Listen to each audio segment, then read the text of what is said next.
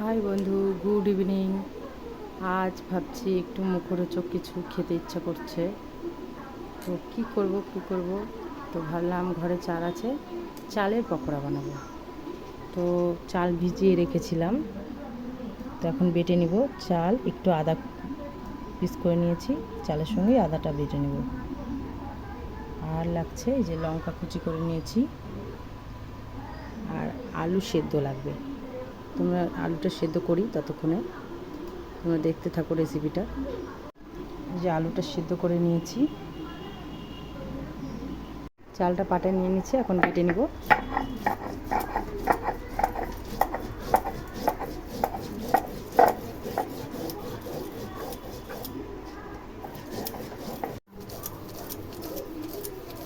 বাটাটা হয়ে গেছে, এখন দিয়ে দিচ্ছি এদিকে ধনিয়ার গুঁড়া, জিরা, লবণ, মশলাগুলো দিয়ে দিলাম। একটু কাশ্মীরি লঙ্কার গুঁড়া দিয়ে দেবো,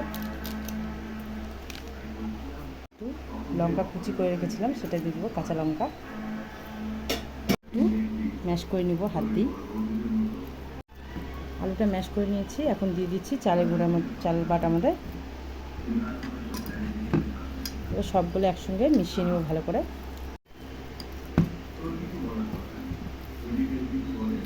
কড়াইয়ের তেল দিয়ে দিচ্ছি, একটু গরম হোক।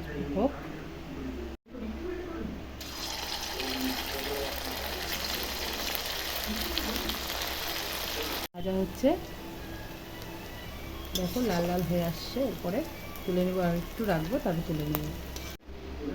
আমার চালের পকোড়া তৈরি হয়ে গেছে। সস দিয়ে খাচ্ছি, অনেকে চাটনি বানায়ও খেতে পারে। ভালো লাগলে তোমরাও বাড়িতে ট্রাই করতে পারো বন্ধুরা। টাটা।